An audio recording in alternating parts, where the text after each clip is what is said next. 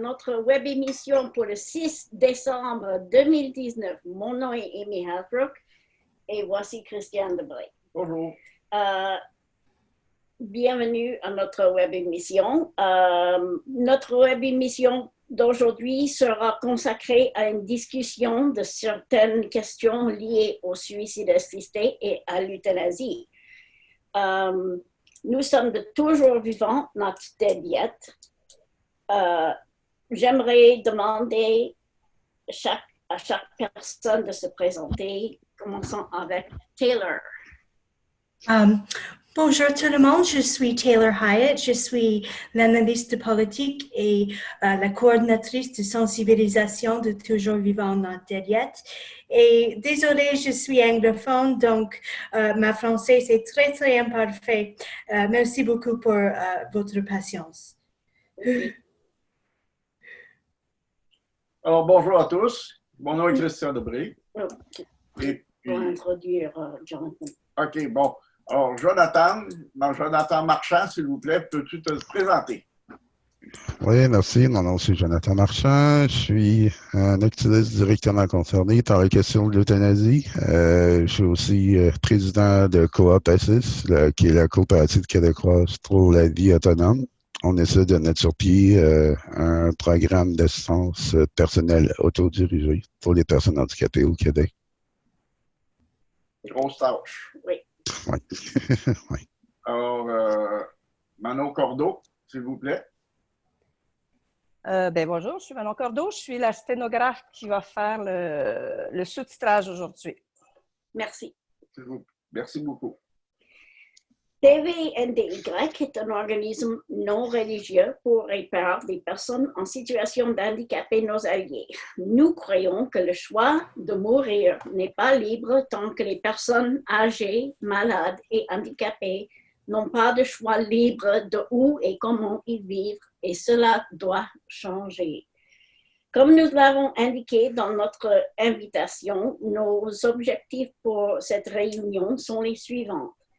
D'abord, de découvrir comment la loi sur l'aide médicale à mourir a trahi des personnes avec déficience, d'examiner des options politiques et juridiques permettant de contester ou de modifier la loi sur l'aide médicale à mourir, et enfin de bâtir une communauté de soutien composée des personnes qui ont subi des pressions pour mettre fin à leur jour.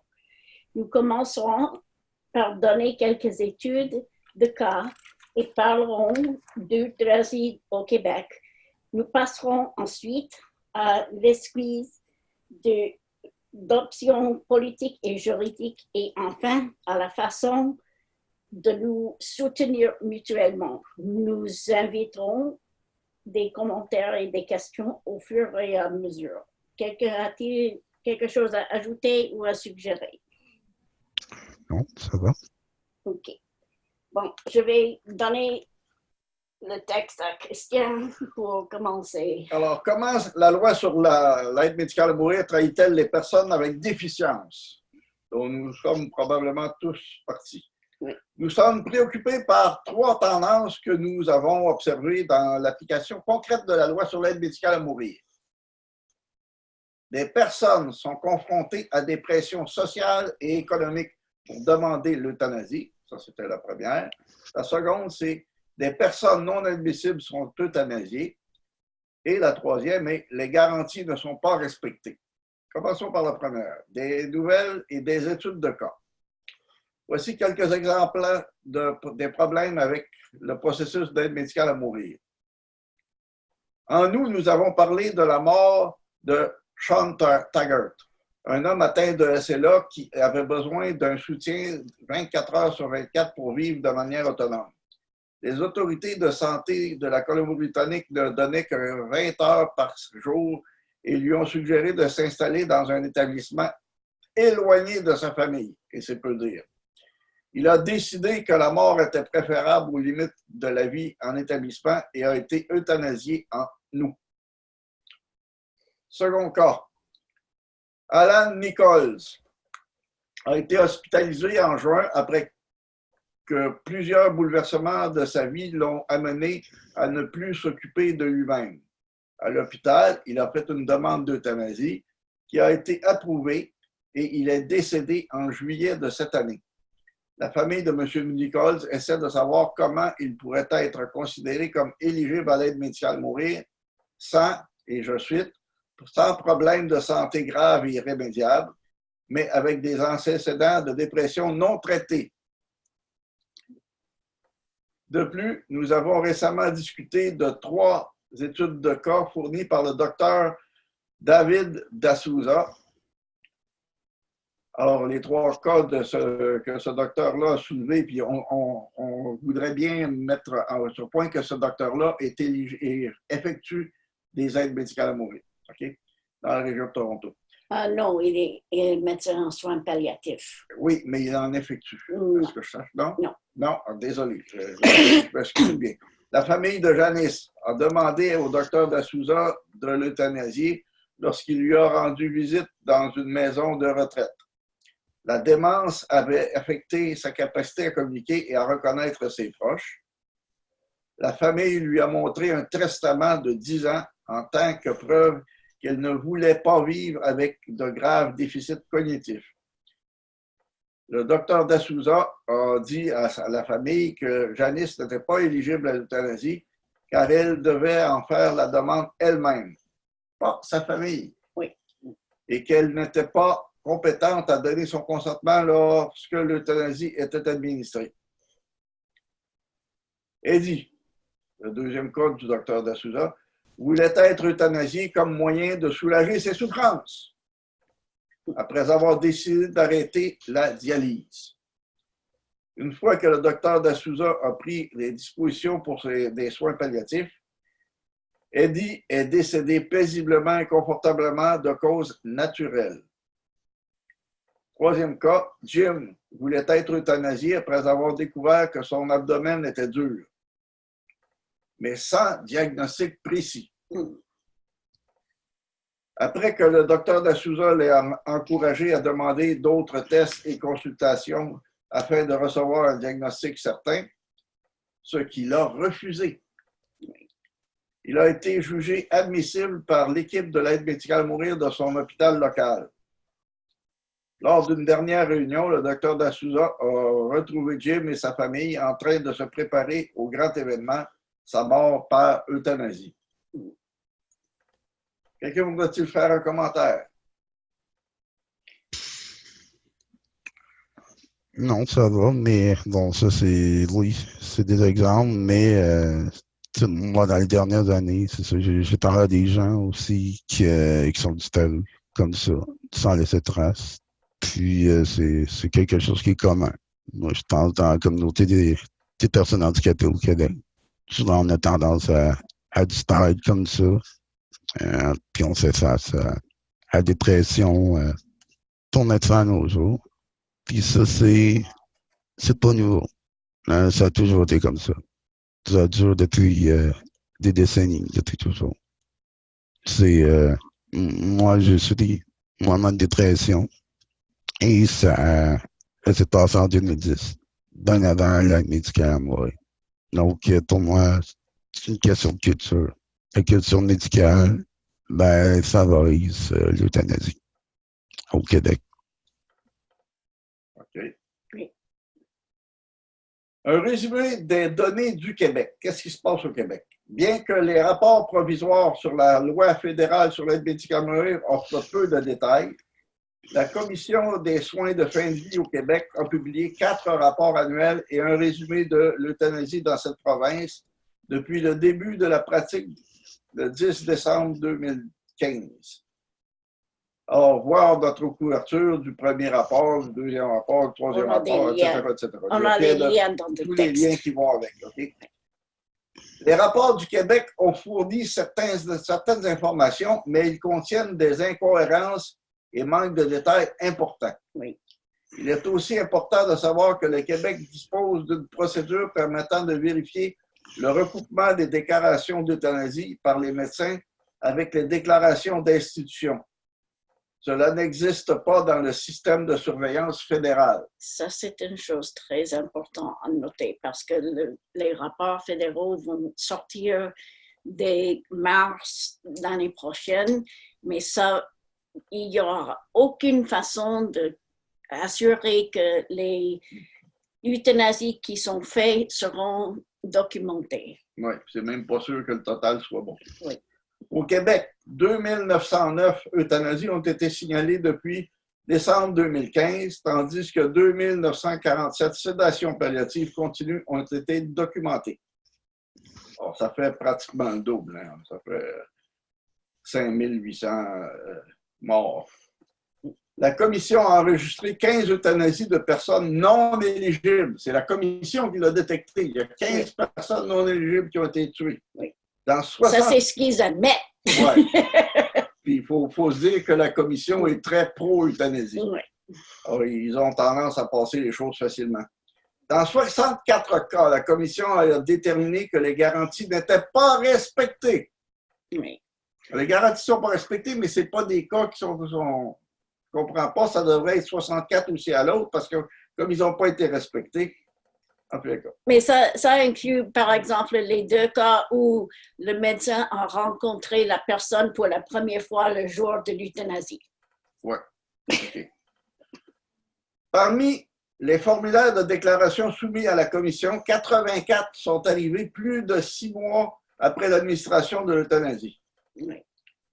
La commission a dû faire appel à des médecins pour obtenir 60 formulaires de déclaration d'euthanasie afin de produire son rapport de synthèse au printemps dernier.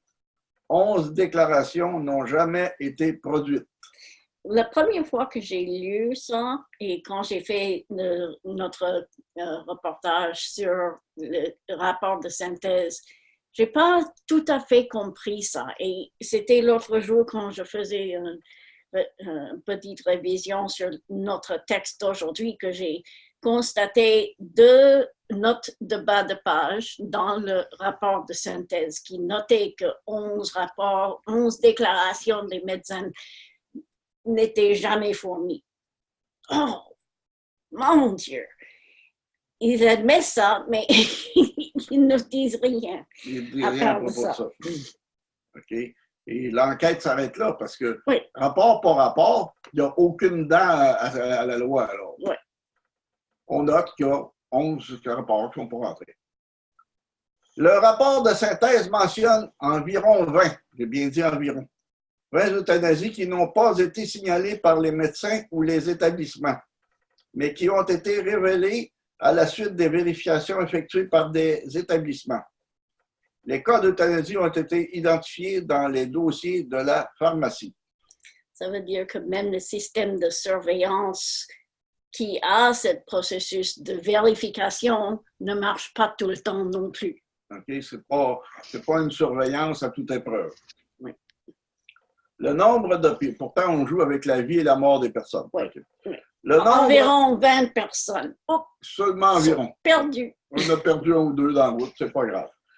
OK, le nombre de demandes était 10 fois plus important que prévu avant le début du programme.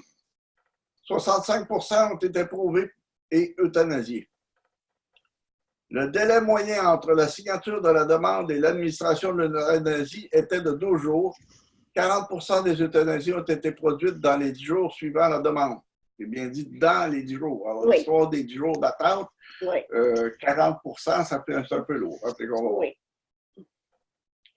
L'euthanasie et la sédation palliative continue représentent chacun 1,9 % des décès au Québec entre le 1er avril 2018 et le 31 mars 2019, soit un total de près de 4 % de tous les décès dans la province. Ça, c'est beaucoup. Y aurait-il des commentaires? Je suis toujours choquée par la dernière statistique parce que quand ces rapports sont publiés, j'ai fait des calculations et j'ai découvert que les totaux de décès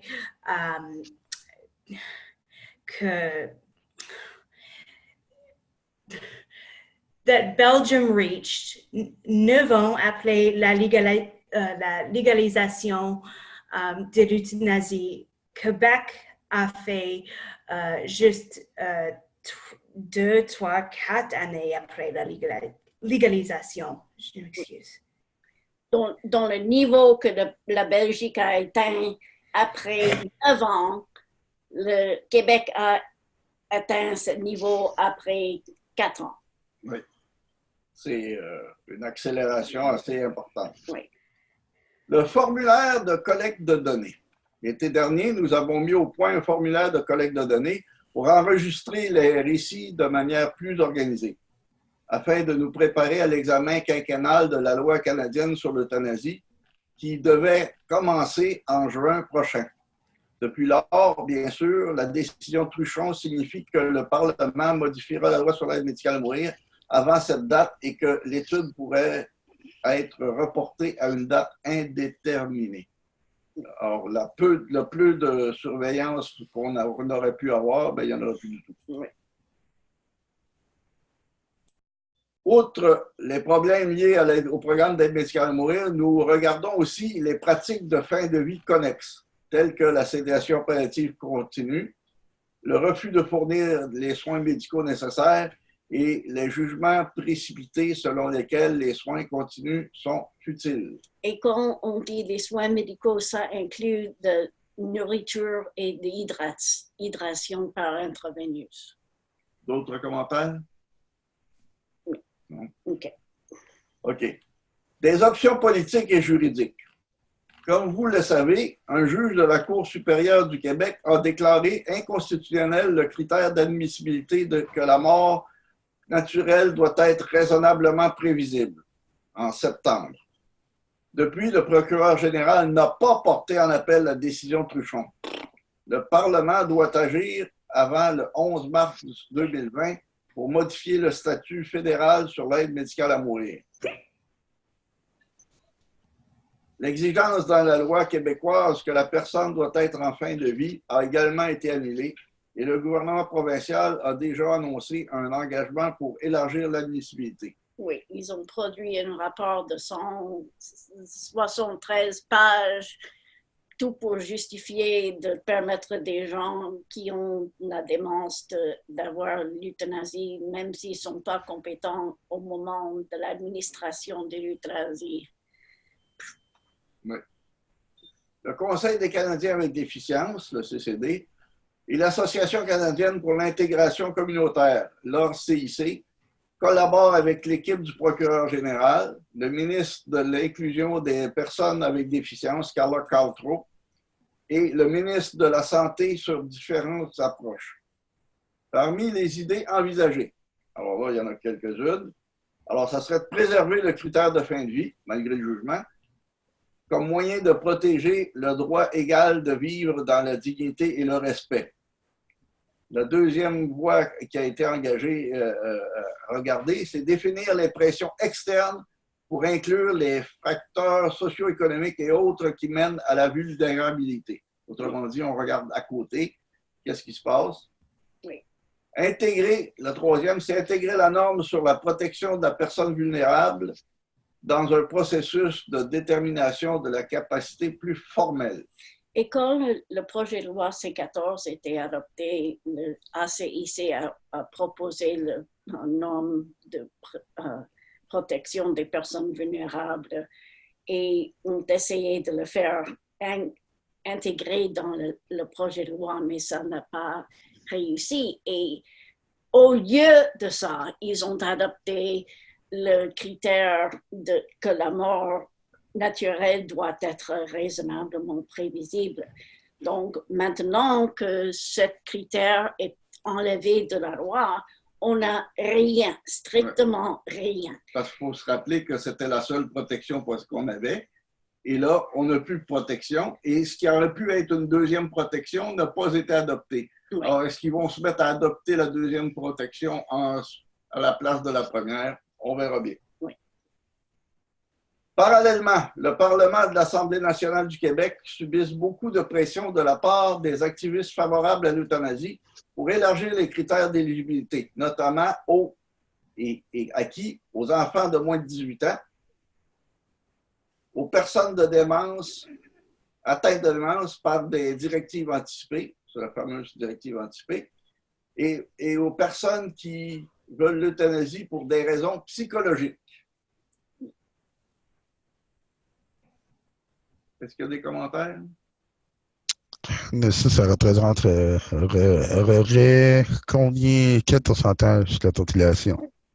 Si tous ces critères-là sont admis, sont instaurés, ça représenterait quoi, 30-40% de la population qui y aurait accès? Moi, juste à le regarder, ça atteindrait proche du 100%. Oui. Donc, ça serait presque universel. L'empêche. Alors, n'importe qui demande, il y a juste à dire ça ne me tente plus, j'ai fini, je souffre trop. Il y a juste à dire ça, puis ça y est, on le tue. Ouais. Ouais. Et malheureusement, dans la décision Truchon, le juge a dit toutes sortes de choses négatives sur le témoignage de Scott Kim, qui est un témoin expert sur le processus de évaluation de capacité. Et c'est lui qui a mené dans les rapports de l'Association canadienne académique qui ont fait l'année dernière le rapport sur les gens qui, avec des problèmes psychologiques qui veulent le suicide assisté. C'est lui qui a mené la charge pour dire non, ça c'est pas une bonne idée d'élargir l'admissibilité à ces gens. Mais le juge a dit toutes sortes de choses négatives sur lui parce qu'il n'est pas une personne qui administre l'aide médicale à mourir, donc il ne sait rien.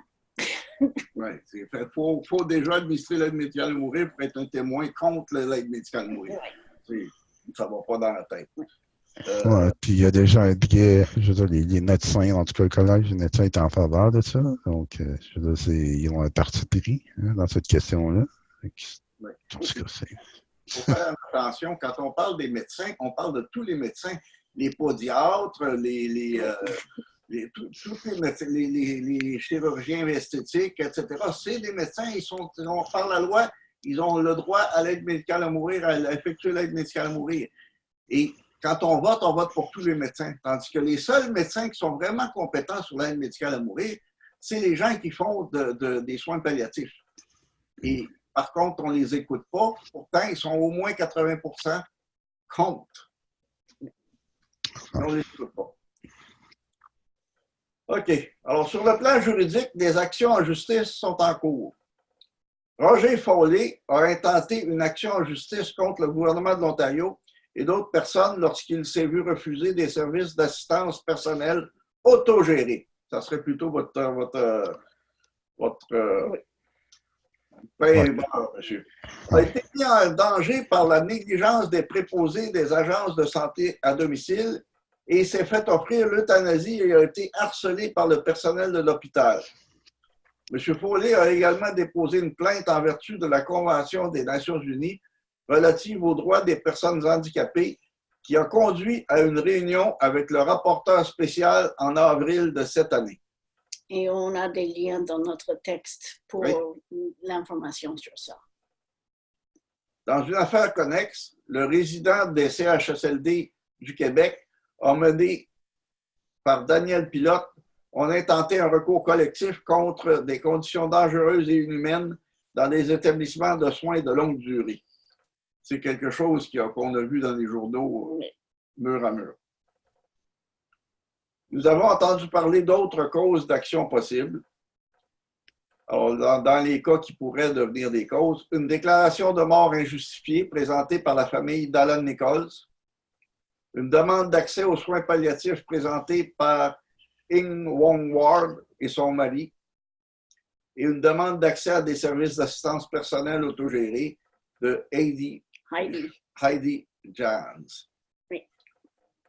La Convention des Nations unies relative aux droits des personnes handicapées garantit certains droits directement liés au suicide assisté et l'euthanasie. Alors, on parle de ça. C'est l'article 10, ça dit, le titre, c'est le droit à la vie. Les États parties réaffirment que le droit à la vie est inhérent. Deuxièmement, prennent toutes mesures nécessaires pour en assurer aux personnes handicapées la jouissance effective sur une base de l'égalité avec les autres. Oui. L'article 19, autonomie de vie et inclusion dans la société. C'est le titre. En particulier que les personnes avec déficience aient accès à B. Je m'excuse, B, c'est la citation, là. Une gamme de services à domicile, y compris l'aide personnelle nécessaire pour leur permettre de vivre dans la société et de s'y intéresser, de s'y insérer, et pour empêcher qu'elles ne soient isolées ou victimes de ségrégation. Et ensuite, l'article 25, la santé. Les personnes handicapées ont droit de jouir du meilleur état de santé possible sans discrimination, notamment les services de santé dont celles-ci ont besoin en raison spécifiquement de leur handicap. Et F, empêche tout refus discriminatoire de fournir des soins ou services médicaux ou des aliments ou des liquides en raison d'un handicap. Les soins palliatifs sont abordés dans un autre instrument de l'ONU relatif aux droits de l'homme. Et ensuite, le protocole facultatif permet aux individus de porter plainte, ça c'est appelé communication, en vertu de la Convention. Oui. Et là, on se rappelle que le protocole facultatif, le Canada l'a signé. Oui.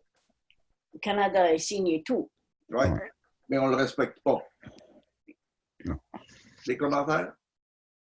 Puis on est loin de le respecter. Présentement, il y a des propositions sur la table pour mettre en œuvre la Convention, mais bon, est-ce que ça va se faire? On ne sait pas. Mais pour l'instant, il n'y a pas d'engagement réel à respecter la Convention. Oui. Un des problèmes qu'on vit, c'est que les personnes handicapées n'ont pas tendance à faire des actions politiques importantes. Et ce n'est pas calculé comme un groupe de pression suffisamment puissant. Et c'est embêtant parce que le nombre de personnes handicapées est énorme. S'il y avait vraiment un mouvement de fond, le gouvernement ne pourrait pas aller contre ça. Oui, là, tout le monde est en mode survie, ou presque. Je veux dire, c'est difficile de se mobiliser, de faire pression quand tous les jours, il faut que tu te battes juste pour avoir l'essentiel puis rester en vie. Hein. Oui. Ah oui, juste les soins ordinaires de tous les jours prend un temps important, donc le temps qui reste est plutôt mince. Oui. Alors, bâtir une communauté de soutien. Malgré les meilleures intentions, le message mieux mort que handicapé est très nocif. Oui. Le message est partout. Il est utile d'en parler parfois, d'entendre ce que font les autres et de compatir et de partager les succès occasionnels. Les succès occasionnels. Ouais. Oui. Ouais. Est-ce qu'il y a des commentaires à part très rares? Non, c'est bon de parler de ça avec d'autres personnes, de ne pas vivre tout seul avec tout ça. C'est difficile, c'est destructrice pour l'âme, mais de le partager, le fardeau, c'est un peu plus facile. Oui, mais c'est ça. Mais moi, pour avoir parlé à beaucoup de personnes dans les dernières années, c'est que les gens ne voient pas d'espoir. C'est vraiment ça. Les gens sont découragés. Puis l'esprit humain, c'est vraiment de trouver une porte de sortie. Et que quand on t'offre, mettons, la possibilité d'avoir l'assistance pour mourir, ben là, si ça ne marche pas, ben au moins je vais avoir une porte de sortie. Ça mène à des gens donc, qui peuvent soutenir l'euthanasie, mais dans un premier temps, je pense que les gens devraient avoir l'assistance qu'ils ont besoin pour vivre. C'est primordial. Jonathan, est-ce que vous pouvez parler un peu plus de vos efforts vers le gouvernement de Québec d'instaurer un programme d'assistance à la maison? Oui, ben, nous, on est en démarche avec le gouvernement depuis quelques années pour faire approuver un programme d'assistance personnelle autodirigée pour les personnes qui ont un handicap sévère au Québec. Est-ce que ce que le gouvernement nous offre, c'est la même chose depuis 40 ans? C'est des institutions, des CHSLD, des maisons des aînés et du soutien à domicile. Et ça, ces deux mesures-là sont des barrières à notre inclusion sociale. C'est des systèmes qui sont conçus que pour nous garder en vie. C'est pas peut-être pour compter. C'est des business. Les CHSLD, c'est administré comme des entreprises. Oui, ouais, puis c'est du travail à la chaîne. Je veux dire, t'es traité comme un objet dans ces systèmes-là. T'es considéré comme une personne malade. Faut qu'on s'occupe de toi.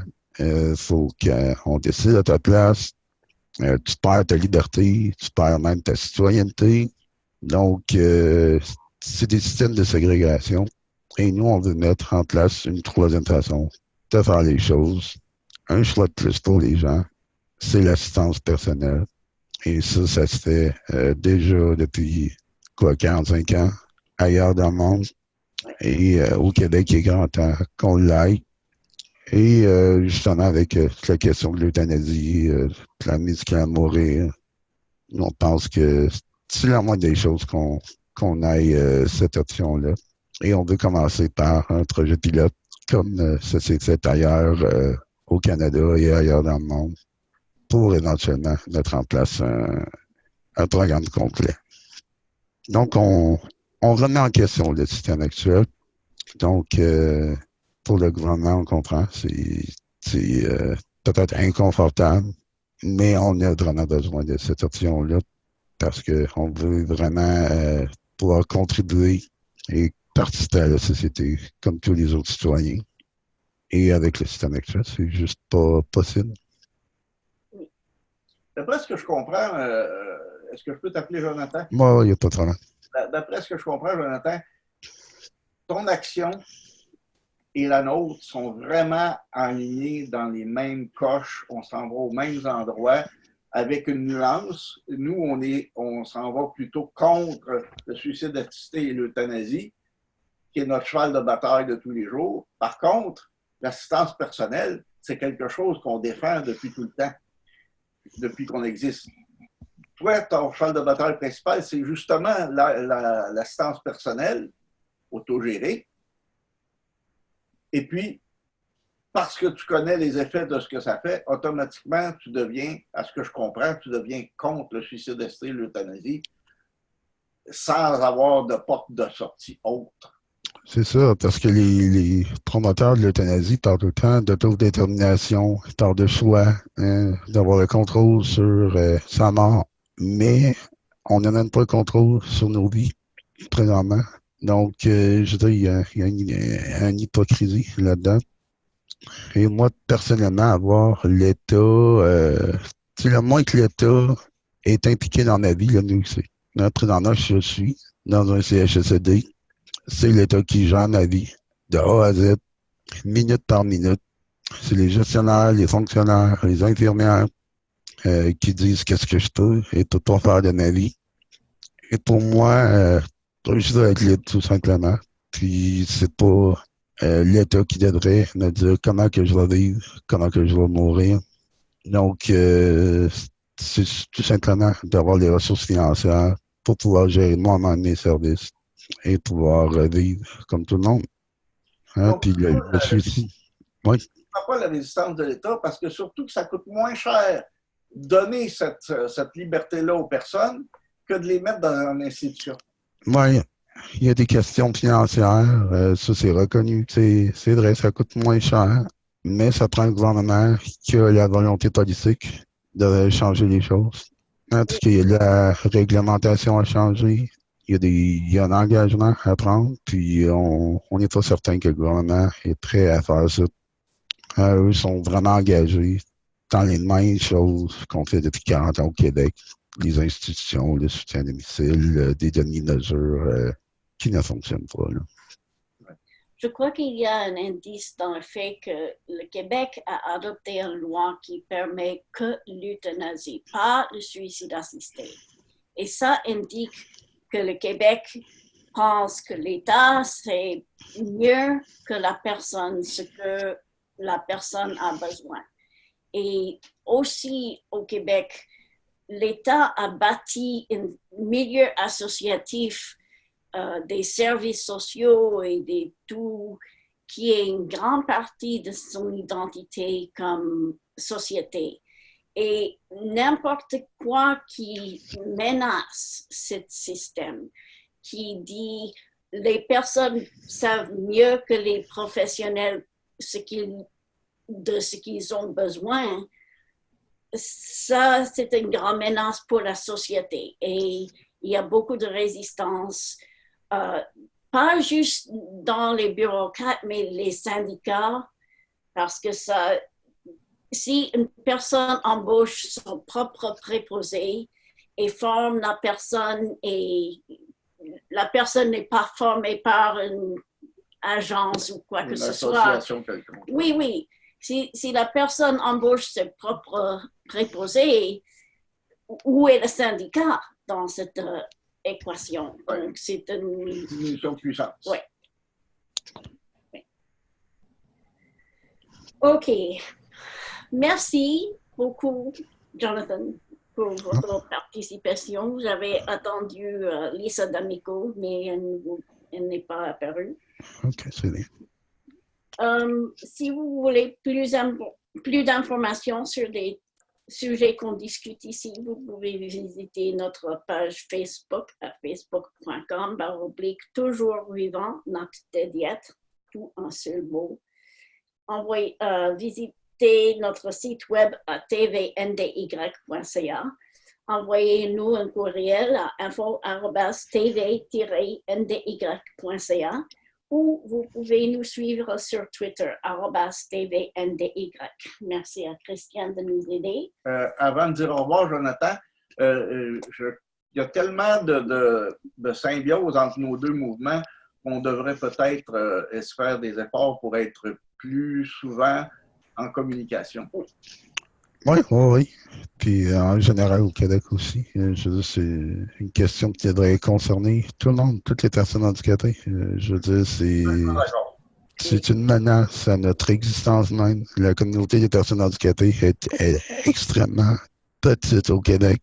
Oui. Je veux dire, quand on parle de personnes qui ont un handicap physique sévère, on parle d'environ 5 000 personnes qui vivent dans la communauté. Sur 8 millions environ. Je veux dire, Quand le handicap est léger, beaucoup de personnes ont de la difficulté à assumer qu'ils sont handicapés. Ils n'aiment pas ça se faire dire qu'ils sont handicapés. Oui, parce que ça veut dire une perte de statut, perte de privilège. Oui. Donc, c'est très petit au Québec. Puis, je veux dire, c'est appelé à diminuer. Je veux dire, avec, si ça passe, là, l'élargissement de l'aide médicale à mourir. Puis, je veux dire, au final, si on est juste 2 ou 3 000, ben, regardez, c'est encore plus difficile de faire des pressions pour des changements. Oui. Bon. Très, très difficile. Bon, merci beaucoup encore de participer. Merci à tous. C'est toi qui as la tablette, comme c'est moi qui ai la tablette. Comment on fait pour fermer la session? Là. OK.